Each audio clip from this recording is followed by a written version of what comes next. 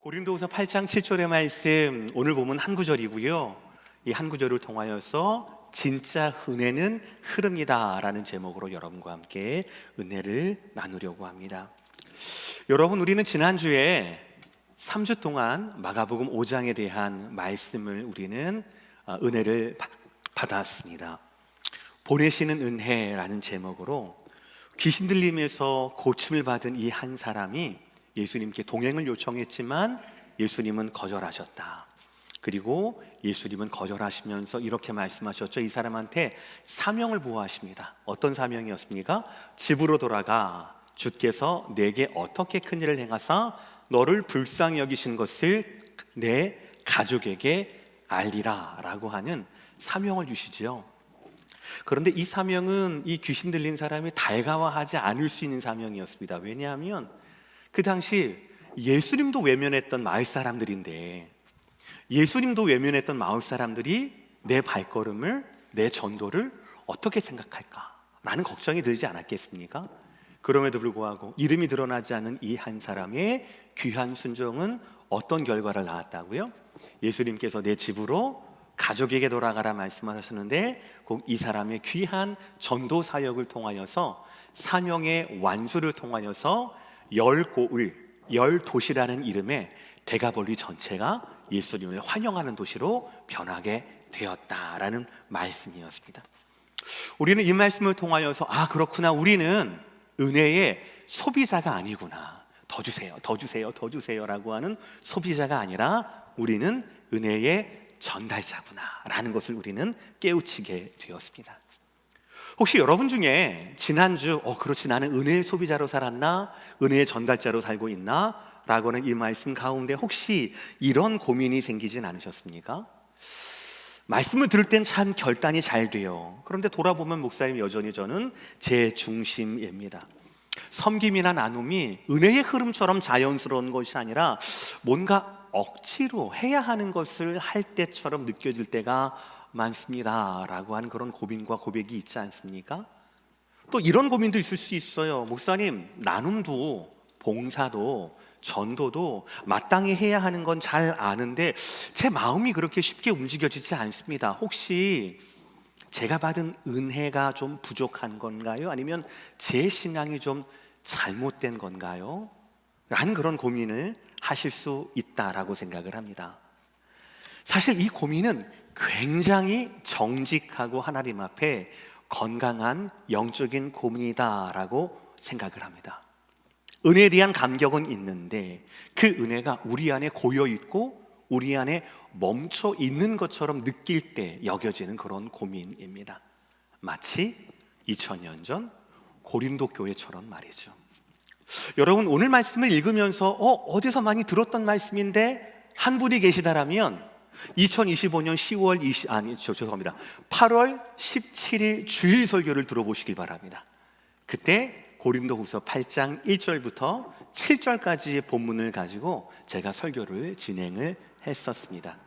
그때는 1절부터 7절 전체의 말씀이었지만 오늘은 사실 이 한 구절 7절 중에서도 이 마지막 구절을 중심으로 여러분과 말씀을 나누고 싶어요. 그 마지막 문장이 뭡니까? 시작! 이 은혜에도 풍성하게 할지니라. 바울이 말하고 있는 이 은혜는 과연 뭘까요? 이 은혜는 단순한 감정이 아닙니다.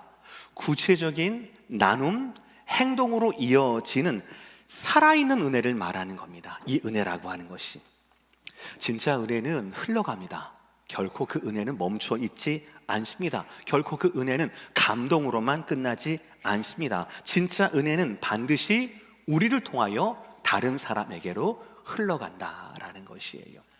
혹시 우리 중에 은혜는 받은 것은 분명한데 이 은혜가 멈춰 있거나 갇혀 있거나 은혜를 나누는 것이 좀 생소하거나 라고 하는 분들은 오늘 말씀 가운데 이 첫 번째부터 우리가 먼저 고백하고 동의해 주시기를 바랍니다. 다 함께 따라할 거예요. 1대지 시작. 제 마이크가 여기 있잖아요. 여러분들 이 마이크에 들릴 수 있도록 다시 한번 시작. 은혜는 감동이 아니라 사건이다라는 것이죠. 다시 한번 오늘 보면 제가 읽겠습니다. 7절의 말씀이에요. 오직 너희는 믿음과 말과 지식과 모든 간절함과 우리를 사랑하는 이 모든 일에 풍성한 것 같이 이 은혜에도 풍성하게 하일지니라. 바울이 말하는 이 은혜는 바로 뭐냐면 그 전에 있었던 이미 존재하는 은혜, 믿음, 말, 지식, 모든 간절함, 사랑하는 것, 이미 풍성한 은혜 말고 또 다른 은혜를 말하는 겁니다. 그러니까 단순히 하나님께 받는 은혜가 아니라 앞뒤 문맥을 보면 이 은혜라고 하는 것은 한 달 전에도 설교했지만 극심한 기근으로 말미암아 가난 가운데 있던 모교회 예루살렘 교회를 향한 구체적인 구제와 나눔을 의미하는 겁니다.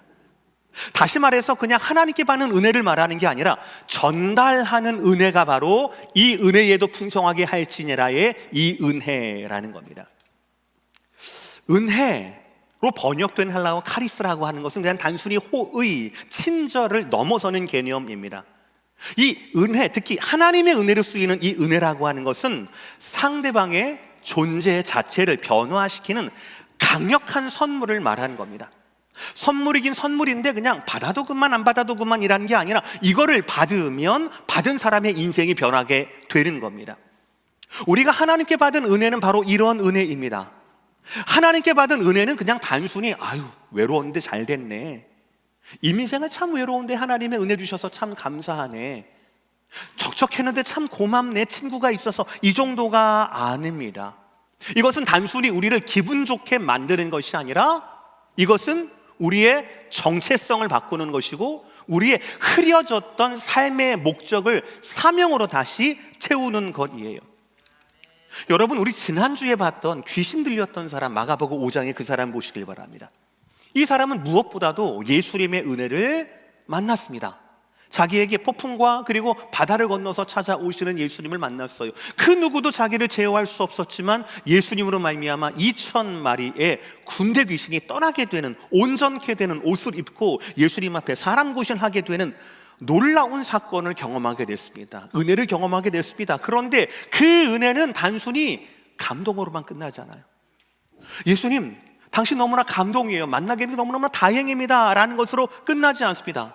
심지어는 이 사람은 예수님께 자신의 인생을 드리려고 했어요. 제가 가고 싶습니다, 동행하고 싶습니다 라고 얘기했어요. 그런데 예수님은 이 사람에게 당연한 사명이 아니라 전혀 새로운 사명을 맡겨두시죠. 그 마을에 남아서 복음을 증언하는 사명자로 살아라 라고 말씀을 하고 계시는 거죠. 이것이 은혜의 본질입니다. 은혜는 경험으로 끝나지 않습니다. 은혜는 우리의 정체성과 우리의 사명을 바꿔놓는 사건입니다. 은혜를 통하여 감동을 느낄 수도 있죠. 감동은 감정이지만 은혜는 그 감정을 행동으로 끌어내는 사건이다라는 것이지요. 혹시 우리 중에 은혜를 많이 받았어 라고 말하면서도 그 은혜가 다른 누군가에게 흘러가지 않는다라고 하면 한번 여러분 점검해 보시기를 바랍니다. 진정한 은혜라고 하는 것은 받는 사람에게 소명을 부여합니다. 그저 나를 기분 좋게 만드는 것이 아니라 그 사람을 하나님의 일꾼으로 변화시키는 것이에요. 오늘 고린도후서를 하나님의 영광을 받아 기록한 사람이 누구죠? 사도 바울이 이 은혜의 증인입니다. 은혜가 그의 인생을 송두리쳐 변화시켰어요. 바울은 원래 교회를 핍박하던 사람이었습니다. 그런데 다메섹 도상에서 예수님을 만나는 은혜를 겪게 되었습니다. 감동만 얻은 것이 아니라, 깨달음만 얻은 것이 아니라 이 은혜가 그의 인생을 완전히 바꿔놨습니다. 자기 마음대로요? 아니요, 주님의 음성 따라서.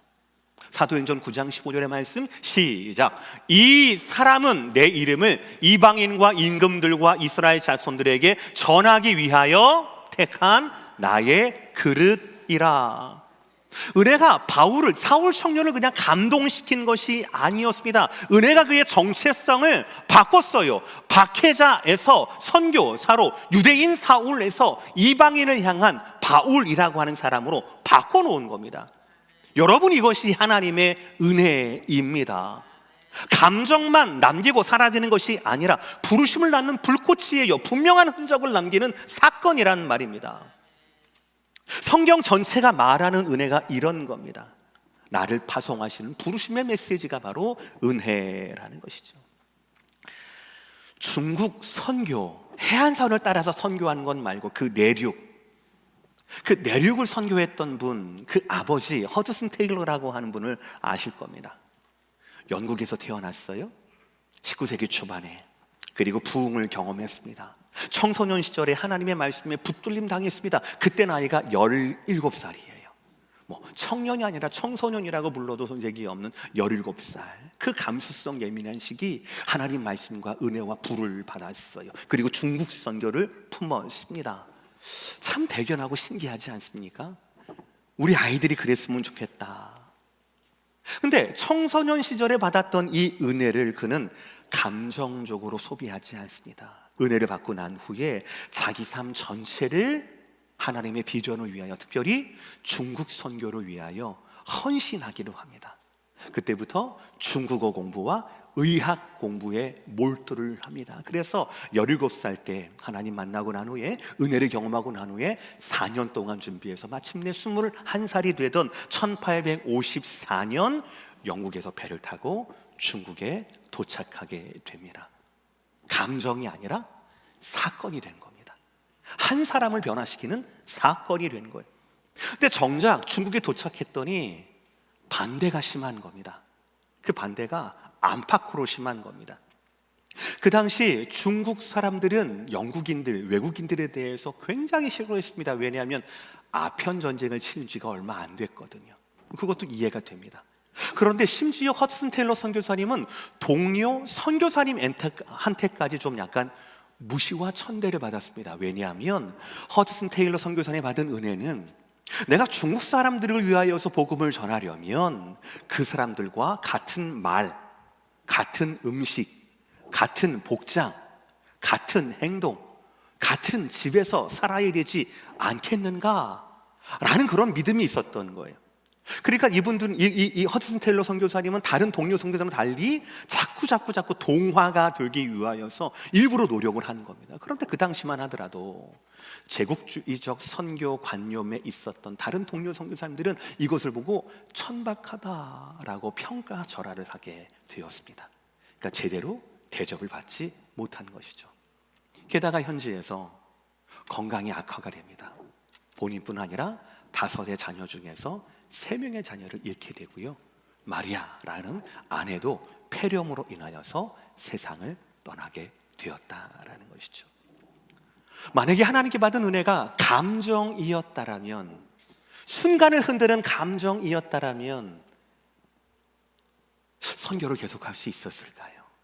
그러나 허드슨 테일러 선교사님에게 임했던 은혜는 감정이 아니라 사건이었기 때문에 그는 굴하지 않습니다. 그럼에도 불구하고 소명을 놓지 않습니다. 그래서 이전에는 재정과 조직 중심의 선교 사역을 완전히 바꿉니다. 믿음과 기도라고 하는 페이스 미션, 믿음과 기도로 뚫고 나간다라고 하는 그 페이스 미션의 방식으로 선교 사역을 확장해 나갑니다. 그 결과 이분을 통하여서 수백의 중국 선교사님들이 중국에 들어오게 되었고, 그리고 더 많은 중국 분들에게 복음을 전하게 되었다라는 사실이에요.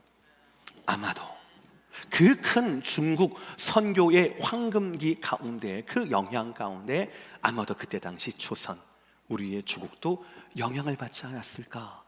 그 증거로 우리 조선말로, 한국말로 우리 성경이 번역이 되잖아요. 그것이 영어 성경에서 번역이 된 것이 아니라 중국어 성경에서 번역이 된 것이었거든요. 그러니 어쩌면 17살 여드름 가득한 수줍은 청소년 가운데 감정이 아니라 사건으로 임하신 그 은혜의 물결이, 그 은혜의 물줄기가 흐르고 흘러서 중국 내륙을 적실 뿐 아니라 우리의 조국까지 적시고, 그것이 이어져서 바로 지금 저와 여러분에게도 이어진 것이 아닌가라고 저는 생각을 합니다. 사랑하는 성도 여러분, 여러분이 은혜를 받았어 라고 스스로 말씀하십니까? 하나님 앞에 거짓 없이 고백하고 계십니까? 은혜가 여러분을 그러면 부르고 있습니까? 그러면 만약에 그 은혜가 오늘 좀 불안했는데 이제 좀 살 것 같아, 감정과 감동에만, 혹은 감격으로만 머문다라면 그거는 은혜의 온전한 모습이 아니라 은혜의 시작일 뿐입니다. 은혜는 감정이 아닌 사건입니다. 진짜 은혜는 여러분의 삶의 방향을 바꾼다라고 하는 것을 꼭 기억하시고 주님 뜻대로 사도 바울을, 고린도 교회를, 그리고 허슨 테일러 선교사님을, 우리 믿음의 선배들을 이끄시던 대로 나에게 임하신 은혜가 나의 삶을 이끌어 주시옵소서라고 구할 수 있는, 은혜의 시작뿐 아니라 은혜의 본질을 구할 수 있는 저와 여러분 모두가 되시기를 주의 이름으로 축복합니다. 오늘 말씀의 흐름에서 저는 두 번째로 이렇게 말씀드릴 수가 있어요. 다 함께 읽어볼까요? 두 번째 되지? 시작! 은혜는 흐를 때 증명됩니다. 고린도후서 8장에서 사도 바울은 고린도 교회에게 충만하게 해라, 이 은혜가 흘러가게 하라라고 말씀하면서 그 샘플을 마게도냐 교회의 모범으로 삼습니다. 그것이 1, 2, 3절에 나오거든요. 1, 2절 제가 읽어요. 형제들아, 하나님께서 마게도냐 교회들에게 주신 은혜를 우리가 너희에게 알리노니 환난의 많은 시련 가운데서 그들의 넘치는 기쁨과 극심한 가난이 그들의 풍성한 연보를 넘치도록 하게 하였느니라.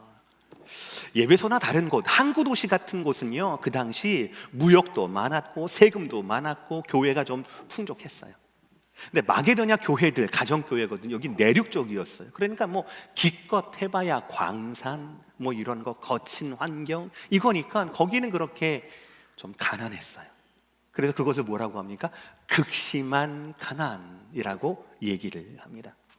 마게도냐 교회의 현실은 무엇입니까? 많은 환난과 극심한 가난, 그냥 환난과 가난이 아니고요, 많은 환난과 극심한 가난이라고 얘기를 해요. 엄청난 겁니다. 이 환난과 가난, 많은 환난, 극심한 가난, 이건 우리를 어떻게 만듭니까? 어깨 피게 만듭니까? 어깨로 줄어들게 만듭니까? 어떻게 만들어요? 네, 우리를 위축되게 만듭니다. 위축되게 만든단 말이에요. 그럼에도 불구하고 이런 극한 상황 가운데 그들은 뭐 했습니까? 넘치는 기쁨으로, 풍성한 연보로 넘치도록 하게 했다라고 말하고 있어요. 인간적으로는 도저히 계산이 안 나오는 거예요. 인간적으로는 도저히 좀 이상한 겁니다. 인간적으로는 둥둥 떠있는 2,000마리 돼지떼를 보고 예수님 나가주세요 하는 거하고 똑같은 거예요. 지금 이 모습이. 그럼에도 불구하고 하나님의 은혜가 그들로 말미암아 환난과 가난에 묶여있지 않고 넘치는 기쁨과 풍성한 연보를 가능하게 했다라는 거예요. 완전 다른 겁니다. 잘 보세요, 여러분들. 세상에서 나눔은, 세상에서 섬김은, 세상에서 배려와 양보는 언제 할 수 있습니까? 내가 먼저 채워줘야 할 수가 있어요. 굉장히 유명한 미국 사람들이 말하는 게 있어요. 빈 컵으로는 아무것도 채울 수 없다라는 말이 있어요. 내가 먼저 채워줘야, 내가 먼저 좀 먹어야, 가진 게 없으면 나눌 수도 없어, 내 삶이 정리되어야 내가 남도 섬길 수 있는 거지라고 세상 사람들은 말합니다. 그래서 그들의 우선순위는 내가 채우는 거예요. 내 잔을 채우는 겁니다. 가져야 나눌 수 있다라고 말합니다. 맞는 말이에요? 틀린 말이에요? 네, 맞는 말이에요. 아주 상당히 맞는 말입니다. 여러분 지금 눈빛이, 목사님 그게 뭐가 잘못됐는데요? 저도 저희 자녀들한테 그렇게 가르치는데요. 이 자식이 제 자식을 말하는 겁니다. 제 자식이 만약에 자기 분수에도 모르고 갑자기 막 선교연금한다고 몇천 불 해버리면 그 모든 삶의 무게를 어떻게 감당할 거예요? 제가 좀 어느 정도 저축을 해놓고 그리고 난 다음에 남은 것 중에 좀 빼도 흔들리지 않을 정도로, 그 정도에서 좀 이걸 우리는 지혜로운 나눔이라고, 섬김이라고 우리는 알고 가르치잖아요. 그런데 틀렸어요, 여러분들. 성경의 가르침은 다릅니다. 성경의 가르침에서는요, 채워야 할 주체가 다른 겁니다. 세상에서는 내가 채워야 해요. 내가 가져야 합니다. 내가 채운 것 중에서, 내가 가진 것 중에서 넉넉한 것을 나눌 수가 있는 거예요. 그것이 빈 컵으로는 아무것도 따를 수가 없다라는 의미입니다. 그러나 성경에서는 가진 것에서 주는 것이 아니라 받은 것에서 나누는 겁니다. 가진 것에서 주는 것이 아니라 하나님께 받은 것에서 나눈다라는 것입니다. 바로 마게도냐 교회가 그랬어요. 그들은 그들의 재산을 나눈 게 아닙니다. 은혜를 나누고 은혜를 흐르는 겁니다. 이것은 정확히 복음의 원리를 말하는 겁니다. 요한복음 1장 16절의 말씀 다 함께 읽어볼까요? 시작. 우리가 다 그의 충만한 데서 받으니 은혜 위에 은혜로라. 할렐루야. 어디에서 받았다고요? 예수 그리스도의 충만한 데서 받았다라고 얘기를 합니다. 예수 그리스도의 충만한 데서 받았대요. 우리의 은혜가, 우리의 받은 근거가 어디라고요? 여러분의 통장이나 여러분의 보너스나 여러분들의 여유로운 인격이 아닙니다. 예수 그리스도의 충만에서 받았대고요. 얼마나 받았다고요? 16온수 받았습니까? 원갤런 받았습니까? 아니면 뭐 원턴 받았습니까? 아니에요. 얼마큼 받았습니까? 충만한 데서 은혜 위에 은혜로라. 채울 수가 없는 거예요. 채우면 남고, 채우면 남고, 채우면 남고, 한 번 채워지는 것이 끝나는 것이 아니라 끝없이 넘쳐진다라는 것이죠. 능력이 있어서 월급 많이 받아서 좋은 사람 만나서가 아닙니다. 내가 예수 안에 있으면, 내가 예수로 말미암아 그 예수를 영접하고 믿게 되면 그의 충만한 데서 나는 받게 된다라는 것이지요. 우리가 복음을 받기 전에, 복음이 말하는 은혜를 받기 전에, 하나님께로부터 이 은혜를 받기 전에 우리는 용서가 불가능한 사람들이에요. 우리는 사랑이 불가능한 사람들이었습니다. 용서할 때는요, 너무너무 본적인 생각이 나거든. 내가 저 사람 때문에 얼마나 고생했다고, 얼마나 마음고생했는데. 사랑할 때도요, 저 사람이 나를 사랑해 주니까 사랑하거나, 아니면 내가 사랑하면 나를 얼만큼 사랑해 줄 거야 라고 하는 기대 때문에 사랑하는 경우가 많습니다. 그래서 골라서 사람을 사귀기도 하지요. 특히 이민생활이 더 그렇지 않습니까? 우리는 용서하는 것, 성경 말씀대로 사랑하는 것, 우리가 가진 것으로는, 우리가 가진 수준으로는 가진 것에서 나눠줄 수 있는 그런 수준이 우리는 안 됩니다. 헌신하는 거요? 손해라고 생각합니다. 나누는 거요? 계산이 안 되면 그게 잘 안 돼요. 그게 우리의 수준입니다. 그럼에도 불구하고 예수님 뭐라고 말씀하십니까? 가진 것에서 나누는 것이 아니라 받은 것에서 나눈 거래요. 가진 게 아니라 받은 것이라고 얘기합니다. 세상에서 결코 찾을 수 없는 놀라운 이런 삶의 원리가 바로 예수 그리스도 안에서 충만한 데서 받을 수 있고, 이 받은 것이 은혜 위에 은혜로 말미암아 충만하게 내 삶에서 계속 반복이 되고 흘러나온다라고 말씀하고 있는 거예요. 이것은 주님의 말씀과 똑같습니다. 요한복음 7장 38절의 말씀 시작. 나를 믿는 자는 성경의 이름과 같이 그 배에서 생수의 강이 흘러나오리라 하시니. 할렐루야. 흘러나가는 거예요. 담아내는 게 아니라, 이거 나 먹을 건데 나 먹고 나면은 너 줄 거 없는데 미안해, 나 먼저 살아야 돼, 이러는 게 아닙니다. 흘러나오는 거예요. 생수의 저수지라고 하지 않으셨어요. 생수의 강이라고 이야기했습니다. 저것도 생수의, 원어로 보면 생수의 강이 아니라 단수가 아니라 생수의 강들이에요. 쫄쫄쫄쫄쫄 비 안 오면 이게 마를까 안 마를까 가뭄을 걱정하는 강 한 줄기가 아니라 강 줄기들을 말하는 것입니다. 그것이 우리에게 공급하시는 하나님의 은혜, 우리가 받고 우리가 기대하는 하나님의 은혜의 강줄기라는 것이지요.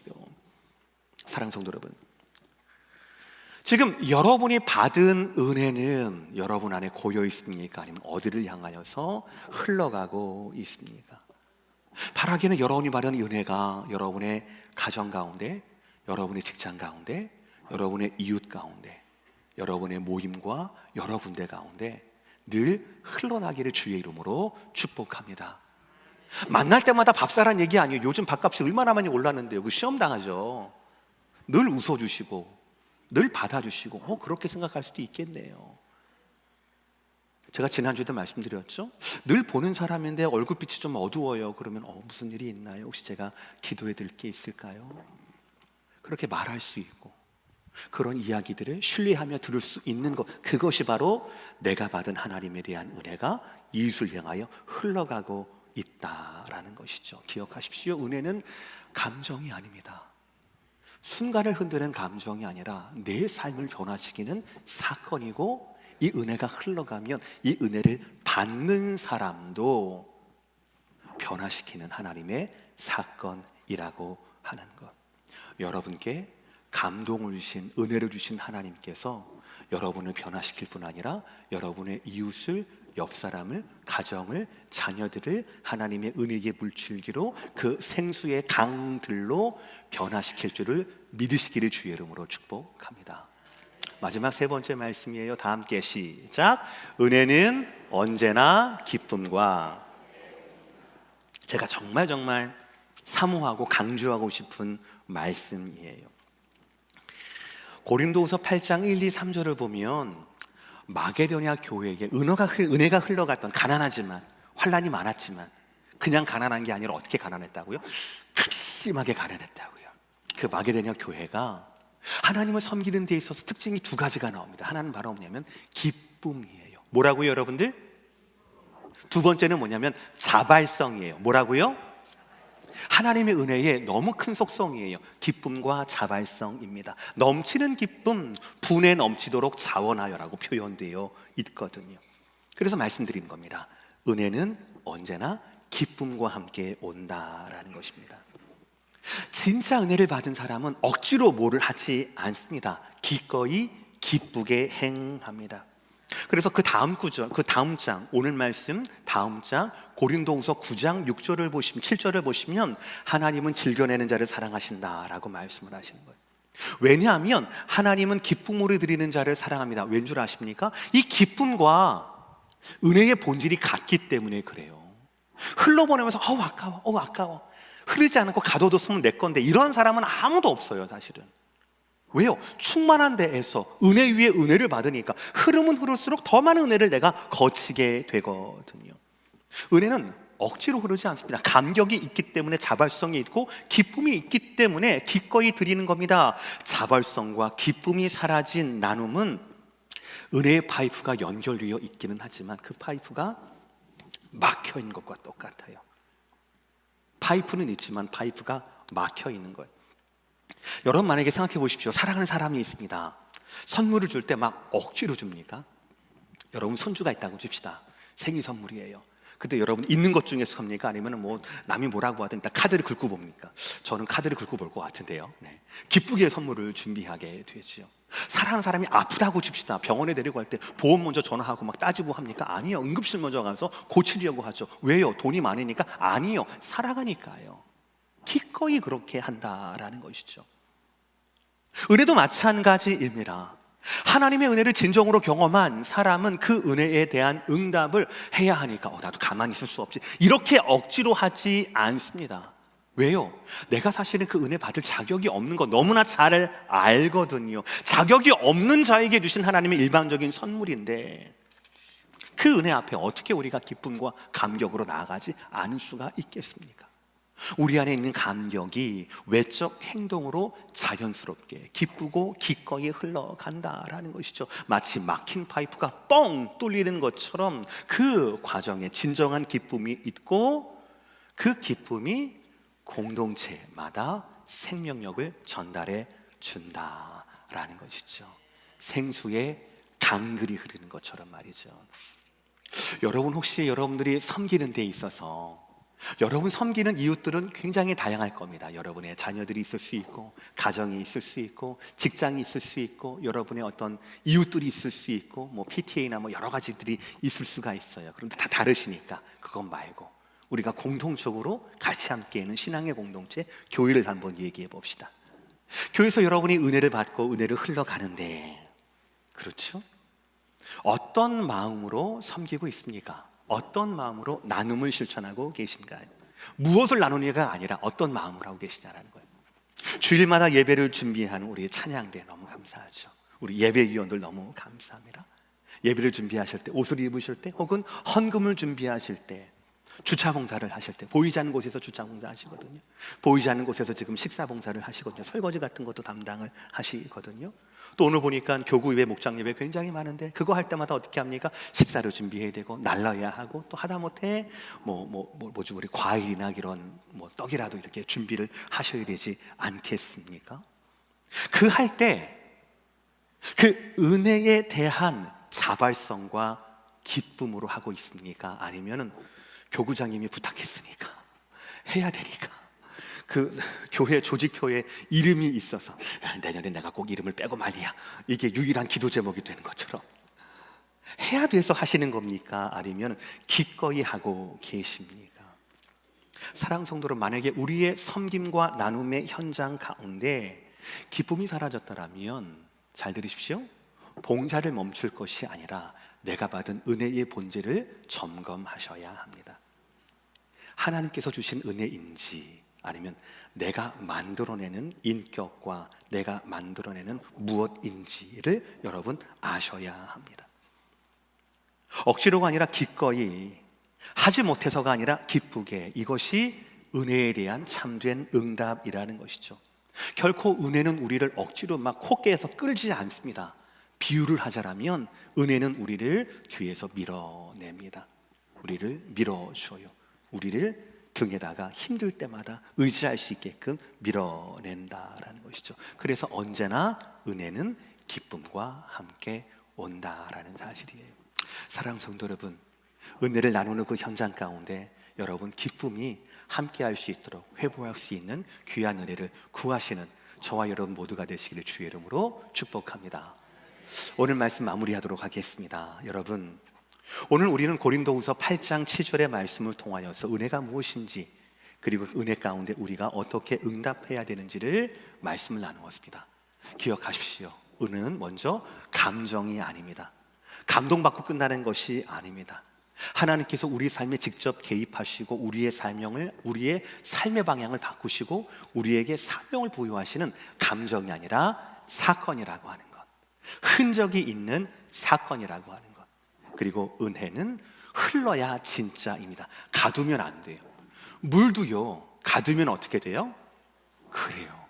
은혜는 가두는 것이 아닙니다. 은혜는 흘려보내야 합니다.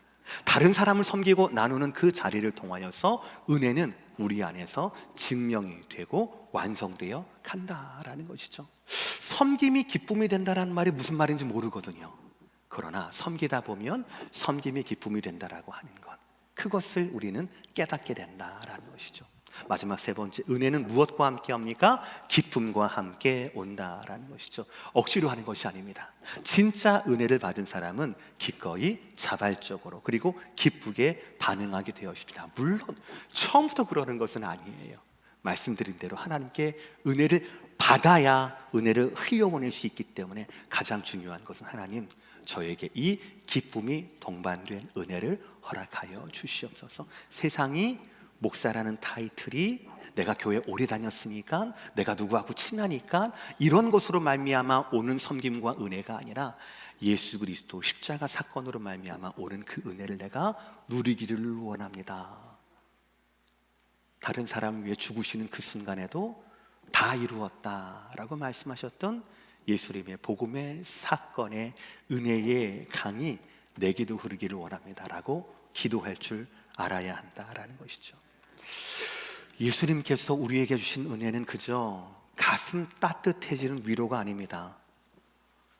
지난주 말씀 보셨듯이 예수님은 때로는 우리에게 거절하시는 은혜도 허락하시는 것입니다.